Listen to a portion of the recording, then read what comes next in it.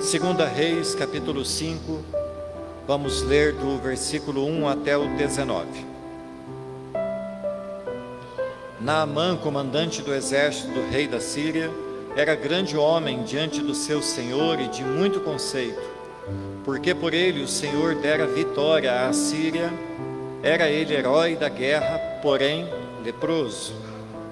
Saíram tropas da Síria e da terra de Israel, levaram cativa uma menina que ficou ao serviço da mulher de Naamã. Disse ela à sua senhora: tomara o meu senhor estivesse diante do profeta que está em Samaria, ele o restauraria da sua lepra. Então foi Naamã e disse ao seu senhor: assim falou a jovem que é da terra de Israel. Respondeu o rei da Síria: vai, anda, e enviarei uma carta ao rei de Israel.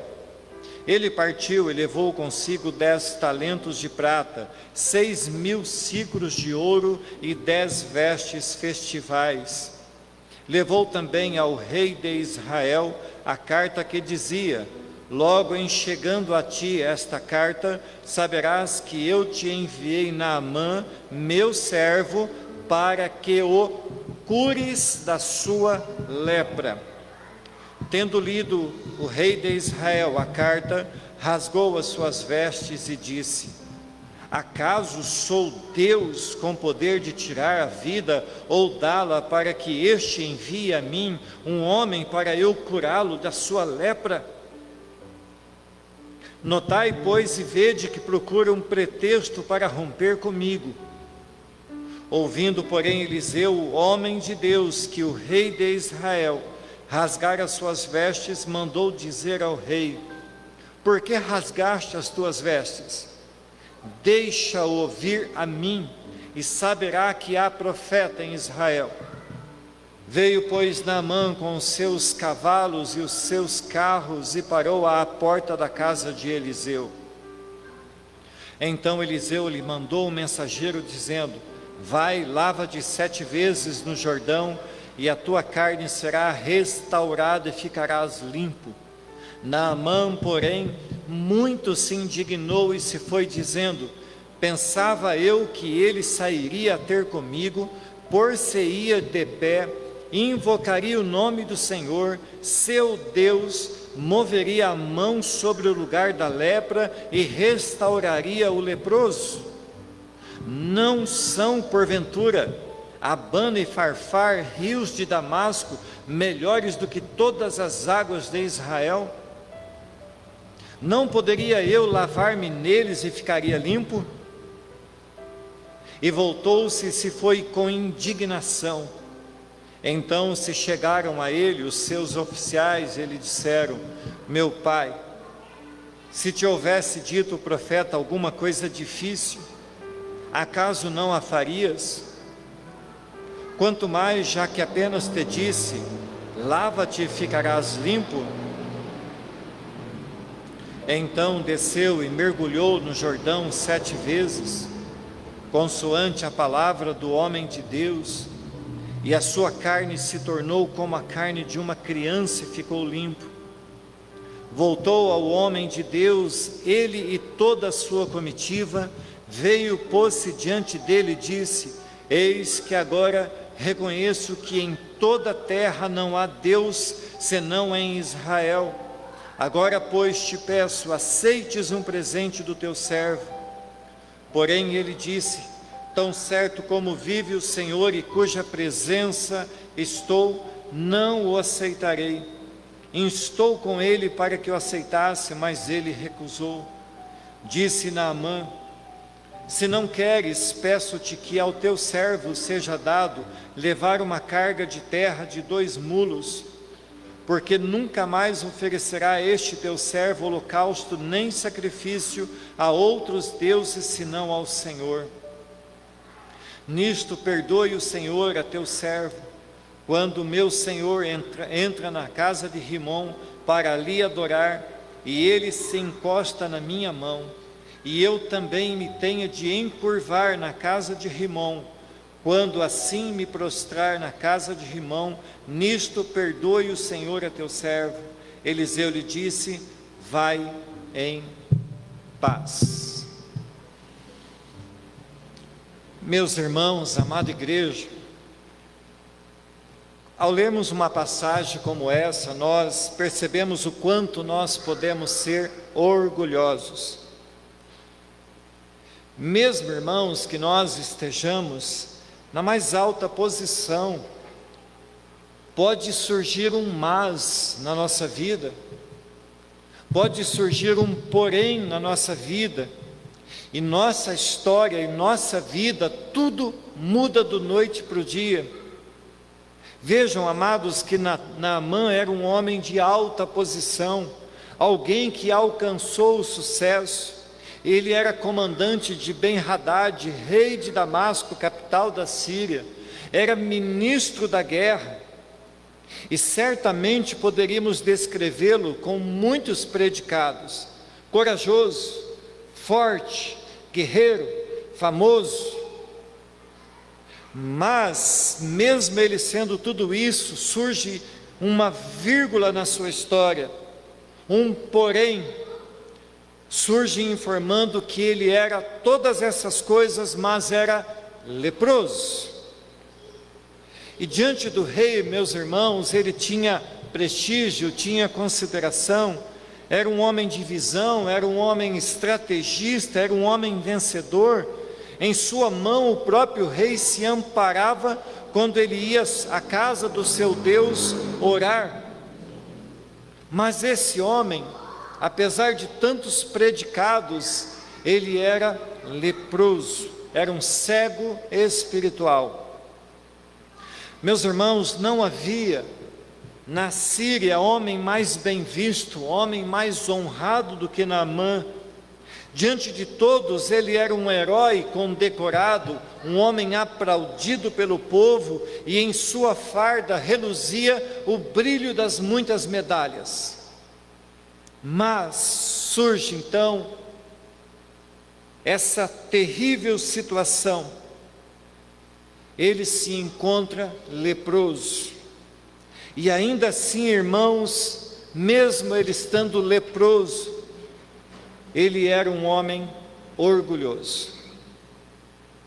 E ainda que fosse um ímpio, e ainda que ele fosse um inimigo do povo de Israel, o Deus de Israel, o nosso Deus,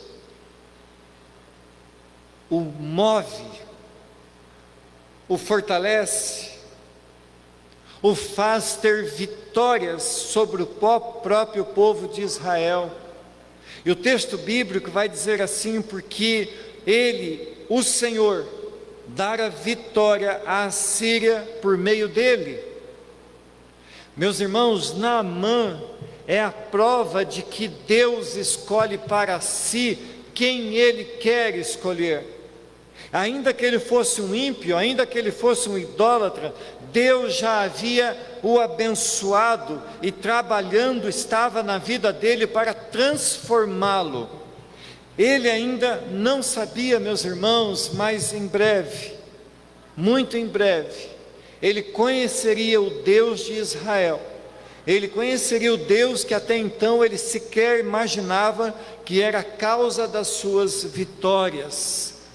Temos, irmãos amados, muitas lições nessa noite a aprender com Naamã. Então nós vamos mais uma vez orar. Senhor Deus, nós já fizemos aqui uma descrição de quem era Naamã. Homem forte, poderoso, um guerreiro, um homem de sucesso. Mas a tua palavra diz que mesmo ele tendo alçado voos tão altos e alcançado tantas coisas, ele era leproso. Nos ensina nessa noite, Deus, aquilo que o Senhor tem a nos dizer. Em nome de Jesus, Pai, nós oramos. Amém. Meus amados, o sofrimento do homem pode ser a oportunidade de Deus. Naamã, verso diz assim: Naamã, comandante do exército da Síria, era grande homem diante do Senhor e de muito conceito. porque por ele o Senhor dera vitória à Síria. Era ele herói de guerra, porém leproso. Amados, nós poderíamos olhar para este grande herói como um representante de uma grande parcela da humanidade. Gente que luta a vida inteira, gente que passa mais da metade da vida estudando e trabalhando para ser visto, para ser honrado. Gente que em público, na sociedade, tem sucesso, é aplaudido, mas quando está sozinho em casa se sente só. Lá no seu íntimo ele sente a dor do fracasso pessoal. Por fora ele reluz o brilho do sucesso, mas por dentro está doente, está carente, está vazio, está leproso. Toda essa descrição de quem era Naamã é algo impressionante, irmãos. Nós temos a impressão de que se trata de um herói dos quadrinhos, mas que em tudo isso está o mas, o porém, o entretanto. Ele era leproso. Vejam, irmãos, o homem sem Deus, ele pode conseguir alçar voos muito altos, mas nunca terá dentro de si a plenitude, nunca terá dentro de si a paz que somente Cristo pode dar. Nada pode ocupar, nada pode preencher totalmente a vida de alguém que sem Deus esteja, ainda que alçando os voos mais altos que essa vida pode dar, mas se não tiver Deus preenchendo o seu coração, a sua vida será sempre um vazio. Naamã é esse típico ser humano, forte, vencedor diante de todos, mas lá no recôndito da sua vida, lá na sua intimidade, quando ele tira a farda, ele não passa de um homem leproso. E entendam aqui, irmãos, lepra como um pecado. Lepra na Bíblia traz o entendimento do pecado, é correlacionado ao pecado. Quando a gente vai para a história, irmãos, de pessoas que alcançaram o sucesso, que tinham tudo dessa vida, tudo que o dinheiro podia alcançar, tudo que a fama podia lhe dar, mas de repente a gente ouve nas manchetes dos jornais, fulano de tal se suicidou. Nós conhecemos histórias como o de Marilyn Monroe, se matou. Nós conhecemos a história de Robin Williams, que alegrou tantas pessoas com seus filmes, mas se matou. Nós vimos as telas pintadas de Van Gogh, mas ele se matou. Nós temos brasileiros famosos como Valmor Chagas, um artista global, cheio de sucesso, de fama, de recursos, mas ele tirou a própria vida. Nós conhecemos muitos programas, novelas dos tempos antigos, da Leila Lopes, se matou. E quantas pessoas poderíamos alistar aqui, irmãos, dizendo eram sucesso, tinham tudo, mas não tinham Deus, não tinham a felicidade que preenche o coração, chamado Jesus Cristo, e por isso morreram. E talvez, amados, nessa noite, eu possa estar falando a alguém que alcançou grandes alturas. Pode ser um vitorioso no trabalho, um vitorioso nos estudos, ter reconhecimento, ter diplomas, porém tem dentro de si não uma lepra na carne, mas uma lepra na alma. E se for assim, irmãos, este é o momento de ser curado. É o momento de nós lançarmos-nos diante de Deus e dizer: Deus, dentro de mim ainda há umas manchas, dentro de mim ainda há coisas que precisam ser curadas. Meus irmãos, quando nós fazemos um paralelo com a vida normal de toda a raça humana, notamos exatamente isso.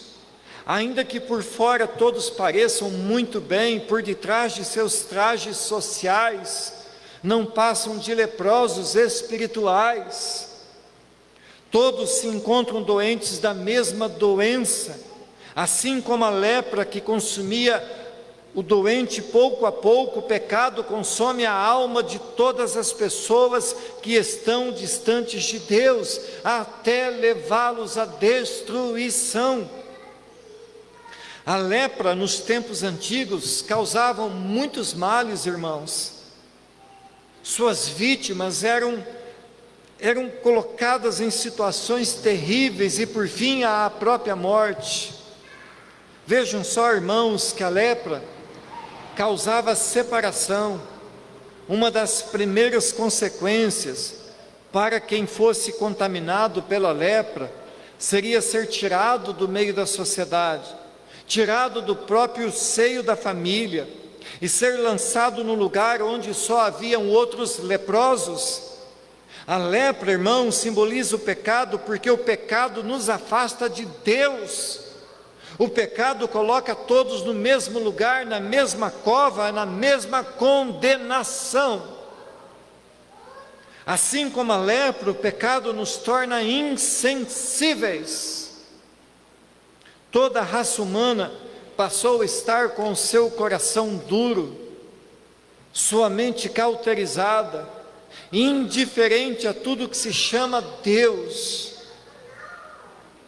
Uma das semelhanças mais terríveis é a deformação que a vítima sofre. Assim como a lepra, o pecado corrói, o pecado deforma não só o corpo, mas também a mente, a alma e o espírito. Um leproso nos tempos bíblicos precisava ser mantido à distância. Se tentasse se aproximar, seria apedrejado. Assim também, meus amados irmãos, deveria ser com o pecado hoje em dia. Todos nós deveríamos rejeitar e fugir do pecado, tanto quanto se fugia de um leproso. Amada igreja, o pecado é como uma lepra. Ele afasta, ele tira a sensibilidade, ele cauteriza a mente, ele deforma e por fim ele mata impiedosamente a sua vítima. Segunda coisa, irmãos, por que viver para manter uma aparência? Por que isso causa tanto sofrimento às pessoas?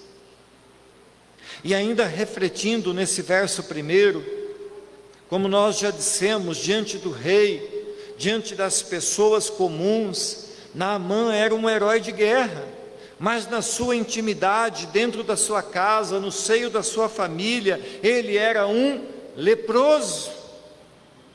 Observem, meus amados, que o primeiro verso coloca um mas. Esse mas é para chamar a nossa atenção, para nos dizer que ele era muitas coisas, mas ele era um leproso. E todos que vivem de aparência ou status são na verdade um tipo de Naamã. Naamã era aplaudido, desejado, ovacionado. Mas quando ele passava pelo portão da sua casa, tudo mudava, meus irmãos. Quando ele percebia que ele estava dentro da sua casa, ele caía em si e ele se lembrava que ele era um leproso. Dentro da sua casa, irmãos, ele não podia ser abraçado, não podia sentar-se à mesa. Na rua ele era um ídolo, mas em casa ele era um doente arruinado. E de certa forma, meus irmãos, Naamã representa bem o estado de muitas pessoas. Talvez o tempo que nós estamos vivendo, nesse momento, irmãos, da história do mundo, fique conhecido como o período das máscaras. Existem aqueles que não veem a hora de chegar em casa para tirar as suas máscaras, mas muitos religiosos, muitos políticos, muitos profissionais de muitas áreas insistem em não tirar as suas máscaras da aparência, da mentira, da falsidade.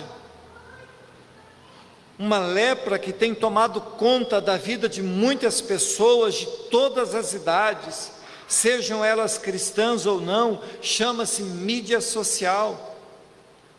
Lá todos são reis, naquele lugar todos são rainhas, são heróis, são donos da felicidade, esbanjam, ostentam, postam seus vídeos, suas fotos, mas irmãos, não passam de leprosos desejando reconhecimento, vivem uma mentira enganando-se a si mesmos, e a todos os tolos que acreditam nas suas fantasias, mas em seu íntimo, irmãos, eles sabem quem são, e sofrem a tortura do seu auto-engano, da sua hipocrisia, da sua lepra espiritual. Terceira coisa, irmãos, o amor de Deus nos conduz ao testemunho. O verso 2 diz assim: saíram tropas da Síria e da terra de Israel, levaram cativo uma menina que ficou a serviço da mulher de Naamã. Disse ela à sua senhora: tomara o meu senhor estivesse diante do profeta que está em Samaria, ele restauraria a sua lepra.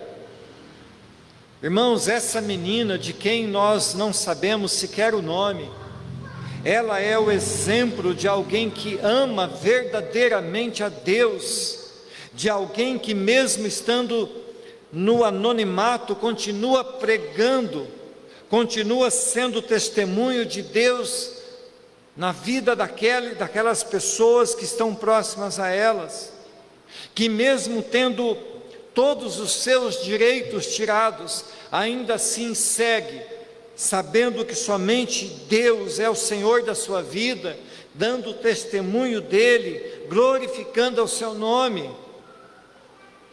Meus irmãos, esta menina, ela nos ensina a estarmos atentos às necessidades daqueles que estão perto de nós. Ela ouviu, ela viu o sofrimento do seu Senhor. Ela não fez conta de ser escrava, ela não desejou a morte do seu raptor. Pelo contrário, irmãos, ela demonstrou amor, ela pregou sobre o único Deus, mostrou-lhe a sua fé, mostrou que somente Deus poderia trazer-lhe cura, que somente Deus poderia trazer-lhe libertação, que somente Deus poderia purificá-lo da sua lepra. Esta menina, meus irmãos, nos ensina que devemos pregar a todos, porque Deus ama a ricos e a pobres, a reis e a súditos. Deus transforma idólatras em verdadeiros adoradores do único Deus. Naamã adorava o Deus da sua terra. Naamã prostrava-se diante de Rimom, mas Rimom não podia curá-lo. Aquela menina não o repreendeu por ser um idólatra, mas conduziu-o a Deus, a quem ela conhecia, a quem ela amava. O seu amor por Deus, irmãos, foi o Salvador, foi a salvação do seu patrão, do seu Senhor. Vejam, meus amados irmãos, como isso é poderoso, como isso é forte. O nosso amor a Deus, ele pode ser a salvação daquelas pessoas que estão próximas a nós. Temos que pregar, temos que falar do nosso Deus, porque Ele cura, porque Ele liberta, porque Ele enche com o Espírito Santo. Temos que testemunhar a Deus. Nós precisamos aprender, irmãos, com esta jovem sem nome, que não importa onde estivermos, ainda que seja longe da nossa casa, longe do conforto, ainda que seja em terra estranha, o nosso testemunho rompe fronteiras. Quarta coisa, irmãos, Deus usa o sofrimento para nos mostrar o quanto nós somos impotentes. Vejam, meus amados irmãos, amada igreja, irmãos que assistem pela internet, 2020 é o ano em que todo o planeta percebeu quanto estava limitado, quanto era impotente, quanto era incapaz diante de uma doença. Nós percebemos que mesmo hoje, com tanta tecnologia e avanço da ciência, ainda assim milhares de vítimas foram perdidas, milhares de pessoas perderam as suas vidas. Mesmo antes que se pudesse pensar numa solução. Portanto, irmãos, a medicina tem limites, a medicina tem limitações. Quando nós lemos o verso número 7, notamos que há um desespero por parte do rei de Israel. Meus irmãos, se você ver o verso 6, ele vai estar dizendo assim, que o rei da Síria mandou uma carta ao rei de Israel em mãos de Naamã, dizendo: cure-o. Era para que o rei de Israel curasse Naamã de uma lepra. Então, ao receber essa carta, o rei de Israel, verso 7 diz, ele rasga as suas roupas, dizendo assim: esse homem pensa que eu sou Deus para curar o seu servo de uma lepra? O rei de Israel conhecia bem o que era lepra.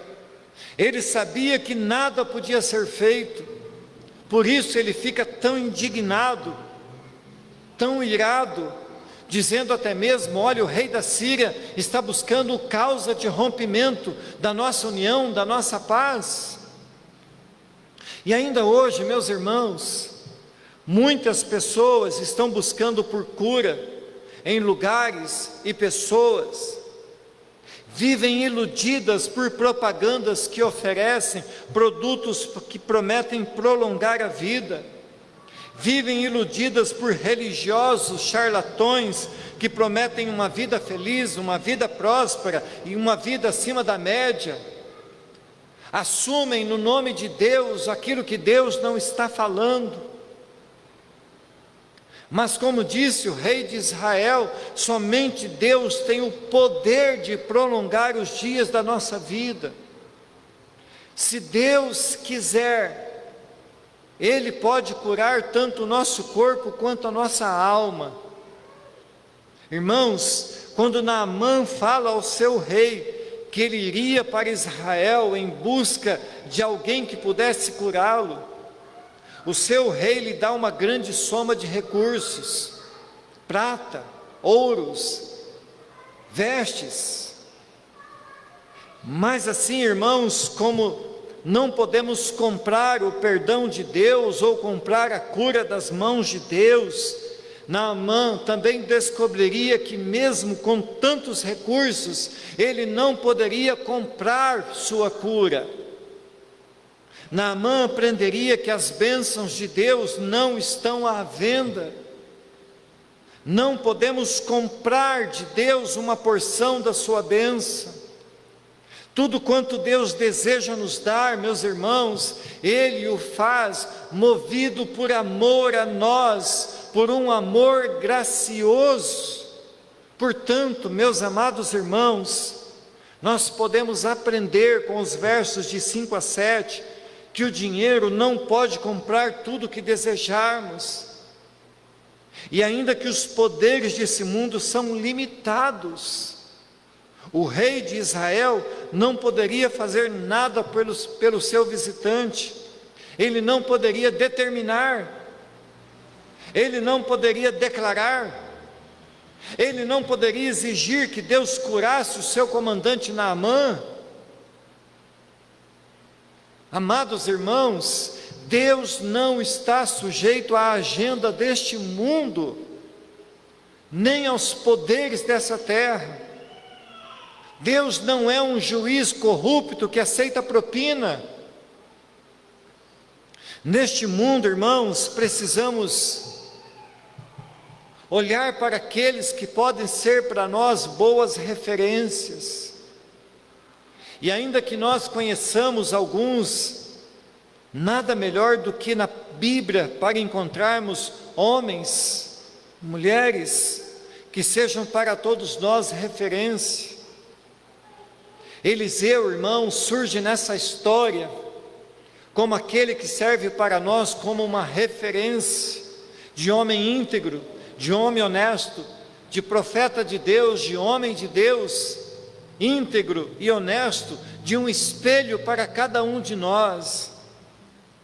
Tendo o rei de Israel ficado tão irado, achando que aquela proposta era uma ofensa política do rei da Síria, então o profeta Eliseu, ouvindo tudo aquilo, ficando sabendo daquela história, manda dizer ao rei: mande-me a esse homem, traga-me este homem, e ele saberá que há profeta em Israel. Eliseu está confirmando o que a menina lá na Síria disse de Israel. Lá no verso 3 ela diz: ah, que bom se o meu Senhor estivesse em Israel, lá ele conheceria o homem de Deus que poderia curá-lo. E então no verso 8, Eliseu diz: traga-me esse homem, e ele saberá que há profeta em Israel. Percebam, amados irmãos, que Naamã, assim como a maioria dos pecadores, tentou achar uma solução para o seu problema de forma errada e no lugar errado. Ele pensou que podia comprar uma solução. Ele pensou que o rei poderia resolver tudo. Amados irmãos, o homem sem Deus está sempre procurando, sempre investindo algum esforço na busca pela cura da sua alma. Mas assim como o profeta chamou a Naamã, também Deus chama os pecadores. Cristo é aquele que veio para salvar. Cristo é aquele que veio buscar aqueles que se haviam perdidos, eu e vocês. Mas diz o texto bíblico que, tendo chegado Naamã com toda a sua comitiva, carregando cerca de 300 quilos de prata, fora ouro e fora vestes, nada disso impressiona o profeta Eliseu.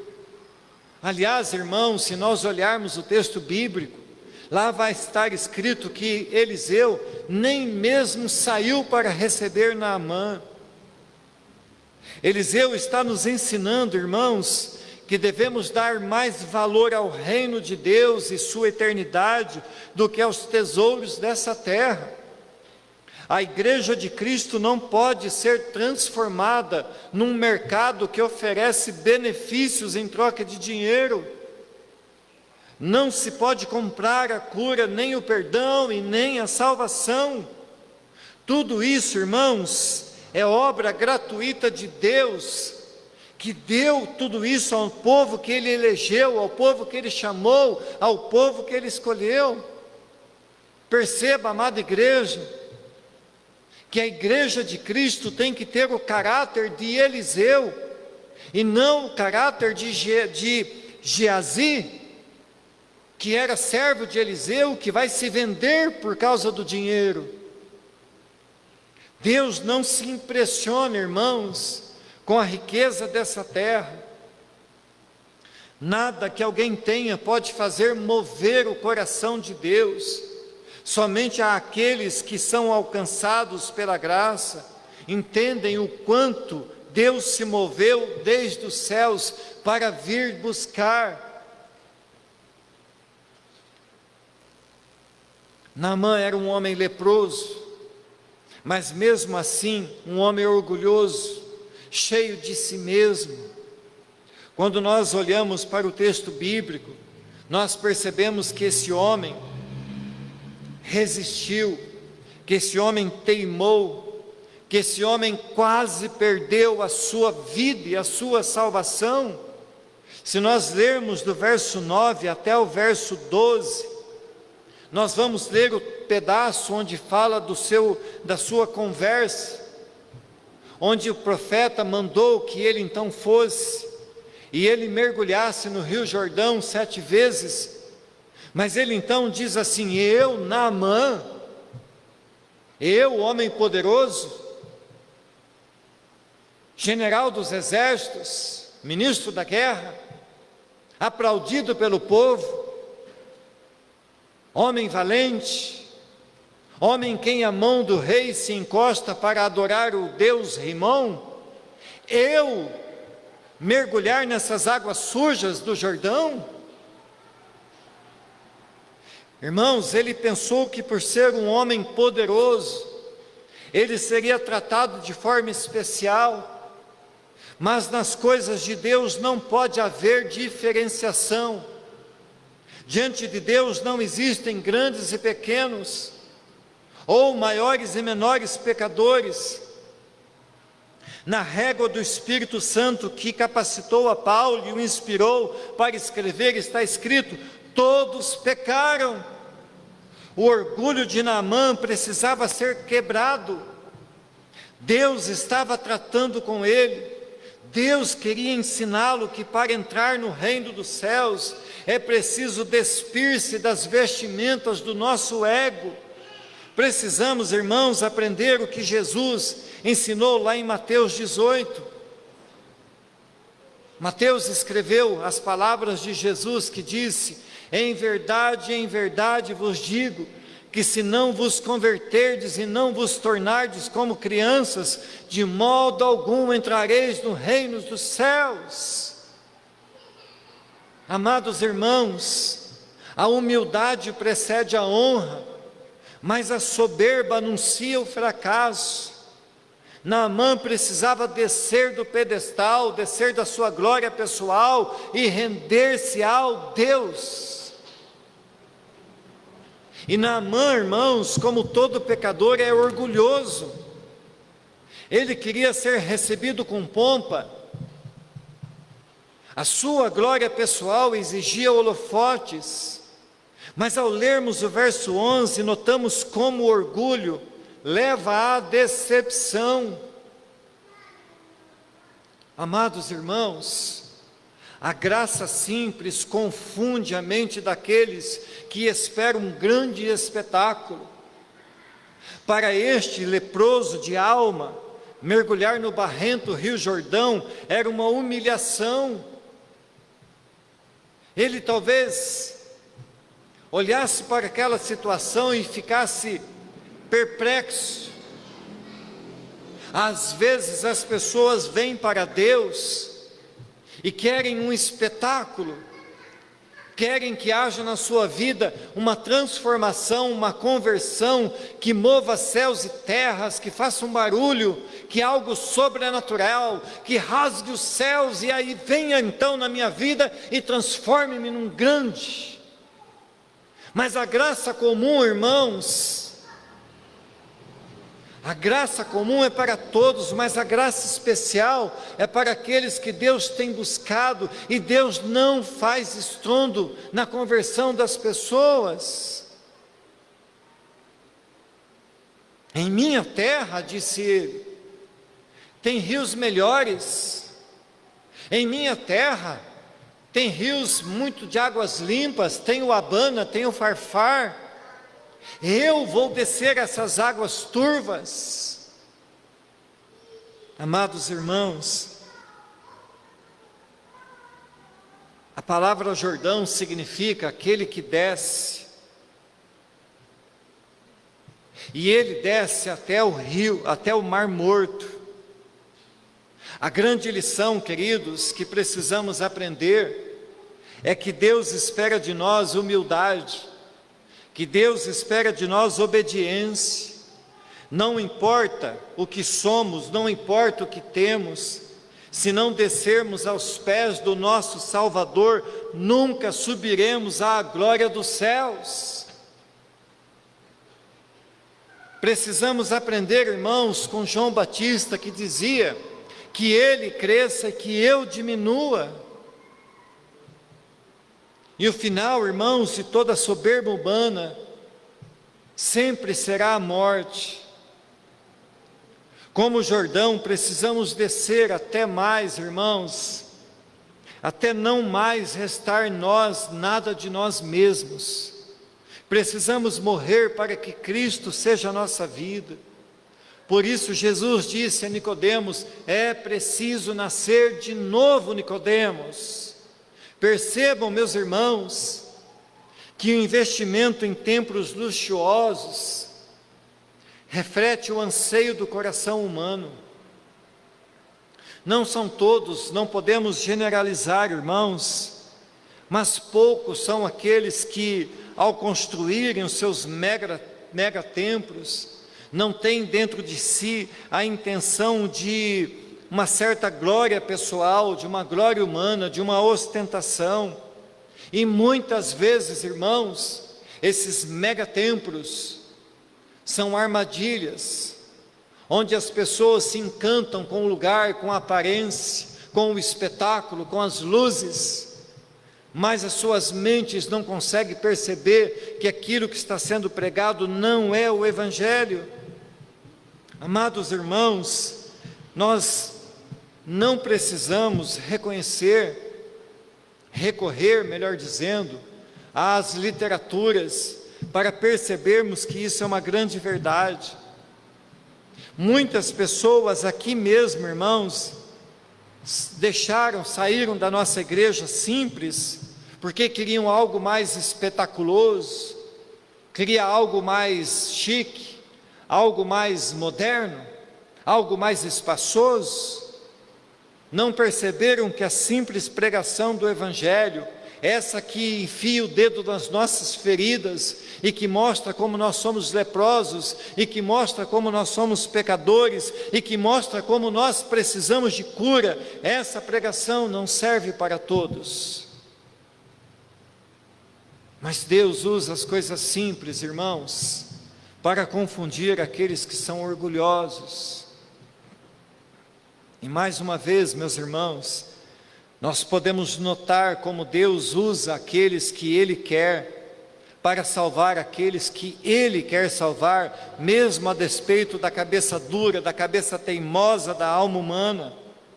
Quando lemos o verso 13, notamos que foi preciso que os servos de Naamã insistissem com ele, para que ele obedecesse às ordens do profeta Eliseu.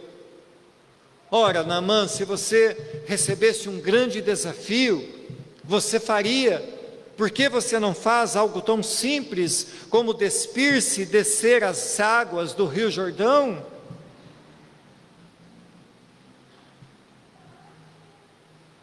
Meus irmãos, a lepra de Naamã estava tanto fora do seu corpo quanto dentro do seu corpo. Tanto quanto na sua pele, a sua alma e o seu coração estavam leprosos. Naamã precisava despir-se da sua glória pessoal para vestir-se da glória divina. Seu duro coração precisava render-se a Deus para que ele fosse curado tanto por fora quanto por dentro. Amada igreja, como já dissemos, Naamã precisava tirar a sua máscara.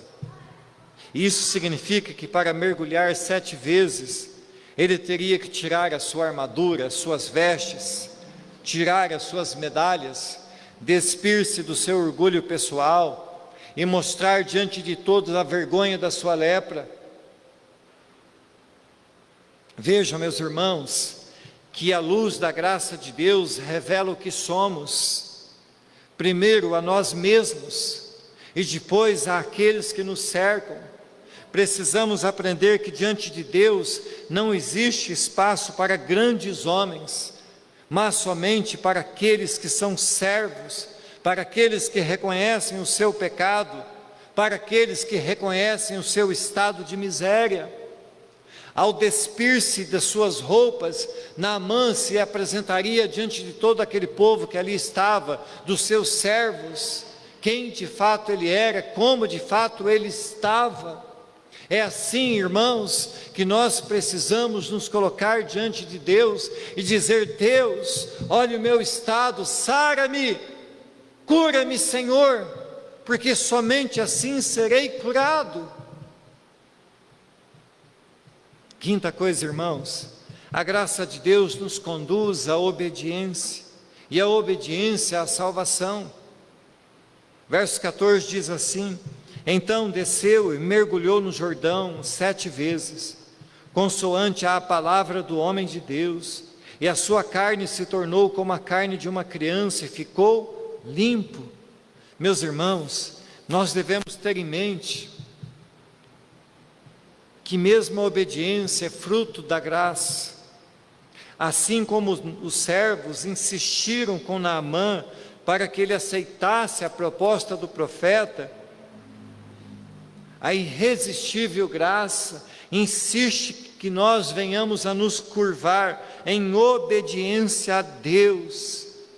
Se Naamã não tivesse mergulhado 7 vezes no Jordão, certamente ele teria voltado para a sua casa. Não era, irmãos, uma vez, não era 2 vezes e não era 6 vezes, tinha que ser 7. E o que isso pode nos ensinar, amada igreja?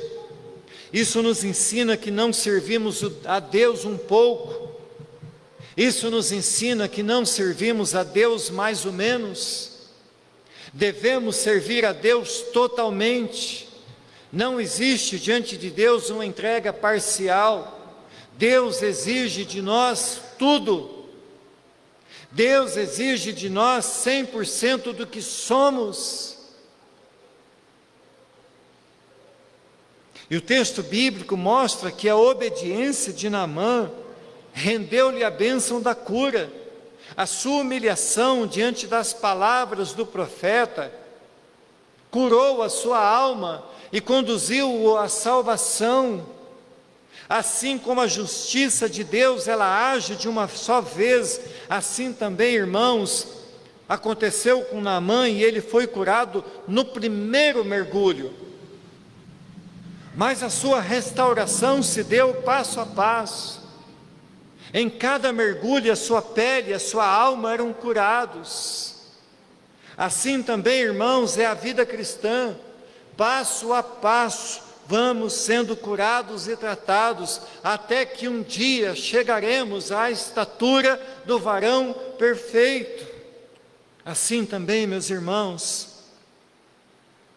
como os pescadores lançaram a sua rede sob a palavra de Jesus, Naamã desceu às águas conforme a palavra do profeta.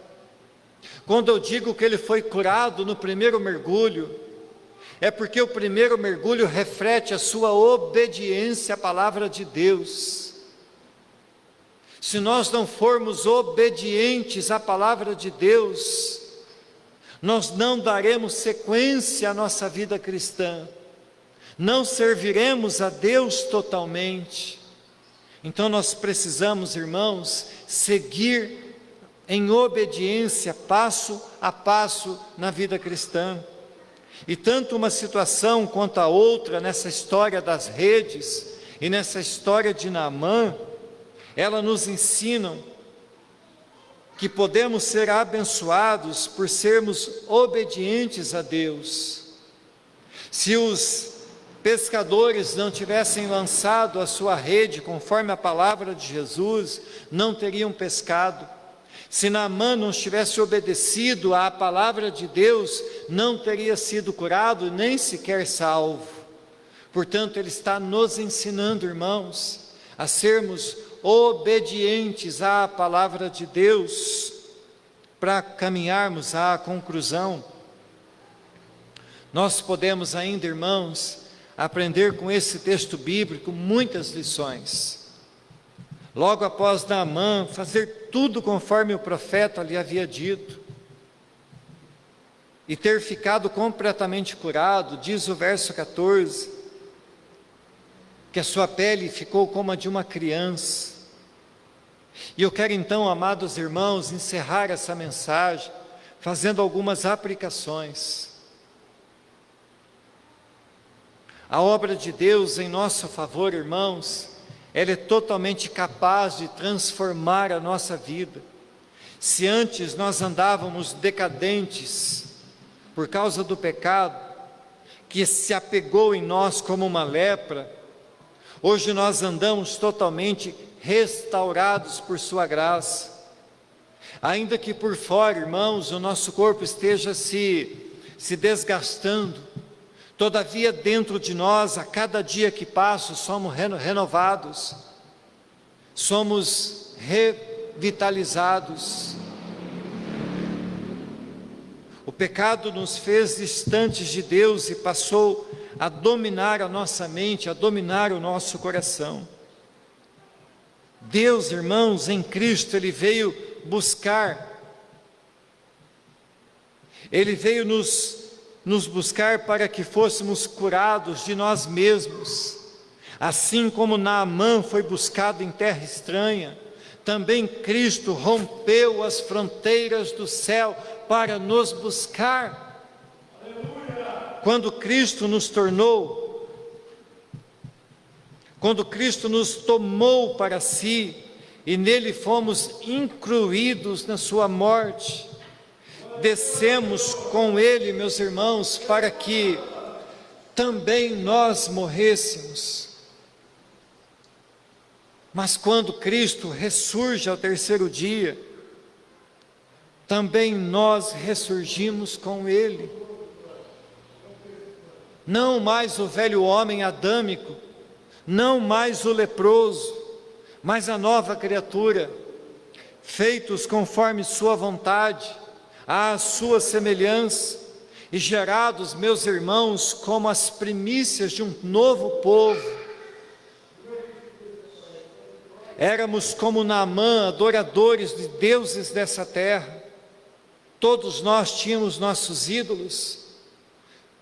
Mas, irmãos, como podemos ler no verso 17, Naamã diz assim: porque nunca mais oferecerá este teu servo holocausto nem sacrifício a outros deuses, senão ao Senhor. Meus amados, nós fomos libertados de toda idolatria, e passamos a servir ao Deus que é invisível, mas real.